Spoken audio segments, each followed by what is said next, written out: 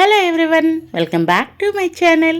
ఈరోజు మన ఛానల్లో అటుకులతో 2 రకాల హెల్దీ స్నాక్ అండ్ బ్రేక్ఫాస్ట్కి ఉపయోగపడేలా 2 రకాలు చేసి చూపించాను. మీరైతే ఫుల్గా వీడియో చూసేయండి, ఎక్కడ స్కిప్ చేయకుండా. చాలా చాలా టేస్టీగా ఉంటుంది, అలాగే చాలా క్విక్గా చేసుకోవచ్చు. ఇక రెసిపీ అయితే స్టార్ట్ చేసుకుందాం. దీనికోసం అయితే ముందుగా ఒక మిక్సింగ్ బౌల్ తీసుకొని 1 కప్పు వరకు అటుకులు వేసుకోండి. ఈ అటుకుల్ని 1-2 సార్లు కడిగేసి కొంచెం నీళ్ళను వేసేసి దీనిపైన మూత పెట్టేయండి. మూత పెట్టేసి ఒక 10 నిమిషాల పాటు మనం పక్కన పెట్టేస్తే ఈ అటుకులు అనేవి ఈ నీళ్ళని పీల్చుకొని బాగా నాని ఉంటాయి. 10 నిమిషాల తర్వాత చూస్తే ఇలా బాగా నాని ఉన్నాయి కదండి. ఇలా నాని ఉన్న అటుకుల్ని బాగా ప్రెస్ చేస్తూ ఇలాగా గట్టిగా ప్రెస్ చేసి కలుపుకోండి. అప్పుడు మనకి కొంచెం ముద్దలాగా అయితే రెడీ అవుతుంది. దీన్ని సైడ్ని పెట్టేయండి. నెక్స్ట్ అయితే స్టవ్ వెలిగించి ఒక కడాయి పెట్టేసుకొని, కడాయి వేడైనాక ఏ కప్పుతో అయితే అటుకులు తీసుకున్నామో అదే కప్పుతో 1 కప్పు వరకు సన్నగా తురుముకున్న బెల్లాన్ని వేసుకోండి. అలాగే ఒక 1/2 కప్పు వరకు నీళ్ళను వేసుకోండి. వేసుకొని దీనిని బెల్లం బాగా కరిగేంత వరకు కరిగించుకోండి.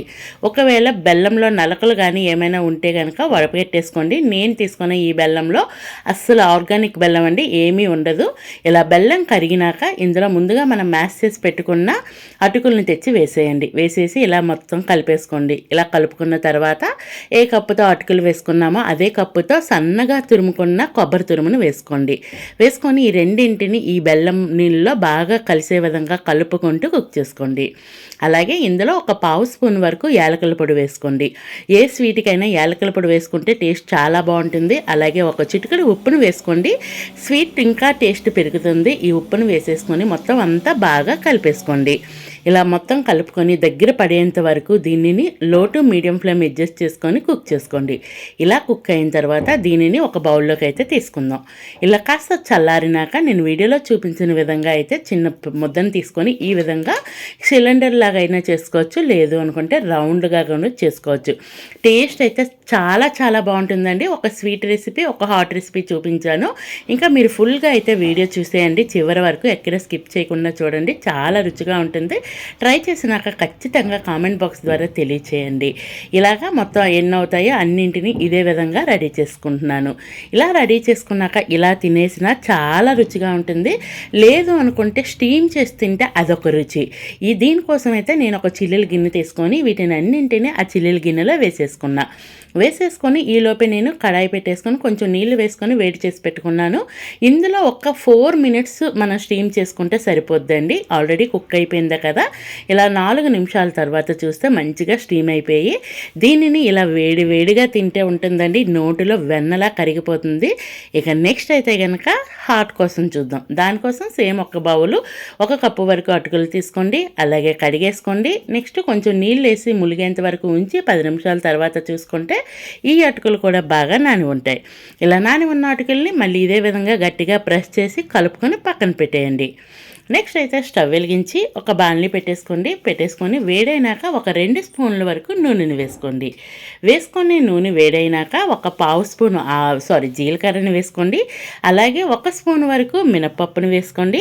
1 స్పూన్ వరకు పచ్చిశనగపప్పును వేసుకొని ఈ పప్పులన్నింటినీ దోరగా ఫ్రై చేసుకోండి. మాడిపోకుండా మంచిగా ఫ్రై అయ్యేంత వరకు ఫ్రై చేసుకోండి. ఇలా ఫ్రై అవుతున్నప్పుడే ఒక 2 పచ్చిమిరపకాయలు చిన్న ముక్కలుగా కోసేసి వేసుకోండి. వాటిని కూడా ఈ పచ్చిమిరపకాయలు కూడా కాస్తంత ఫ్రై చేసుకోండి. ఇలా ఫ్రై అయిన తర్వాత ఒక పెద్ద ఉల్లిపాయను తీసుకొని ఇలా చిన్న ముక్కలుగా కోసేసి వేసుకోండి. ఈ ఉల్లిపాయలు కూడా కాస్తంత కలర్ మారేంత వరకు ఫ్రై చేసుకోండి. మరి ఎక్కువగా కలర్ ఏం మారాల్సిన అవసరం లేదు, జస్ట్ ట్రాన్స్పరెంట్గా మారితే సరిపోద్ది. అలాగే ఇందులో ఒక క్యారెట్ని చిన్న ముక్కలుగా కోసేసి వేసుకోండి. వాటిని కూడా కాస్తంత మెత్తబడేంత వరకు కుక్ చేసుకోండి ఈ క్యారెట్ని. అలాగే మన ఛానల్ ఇంతవరకు ఎవరైనా సబ్స్క్రైబ్ చేయకపోతే ప్లీజ్ అండి సబ్స్క్రైబ్ చేయండి. వీడియో నచ్చితే లైక్ చేయండి. మీ ఫ్రెండ్స్ అండ్ ఫ్యామిలీ మెంబర్స్కి ఖచ్చితంగా షేర్ చేయండి. అలాగే ఇందులో కూడా 1 కప్పు వరకు కొబ్బరి తురుముని వేసుకోండి. అలాగే ముందుగా మ్యాష్ చేసి పెట్టుకున్న అటుకులు కూడా తెచ్చి వేసేసి ఇవన్నింటిని బాగా కలిసే విధంగా కలిపేసుకోండి.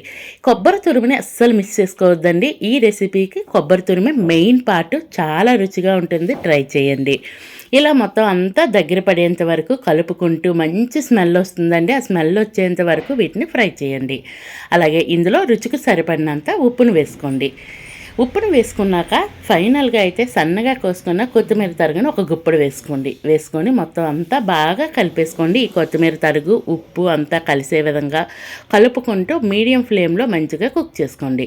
ఇలా అంతా కాస్త దగ్గర పడినాక ఈ స్టేజ్లో అయితే కనుక స్టవ్ ఆఫ్ చేసేయండి. స్టవ్ ఆఫ్ చేసేసి కంప్లీట్గా ఒకసారి కలుపుకొని దీన్ని సైడ్న పెట్టేయండి. ఒక 10 నిమిషాల పాటు కాస్త గోరువెచ్చగా అయ్యేంత వరకు.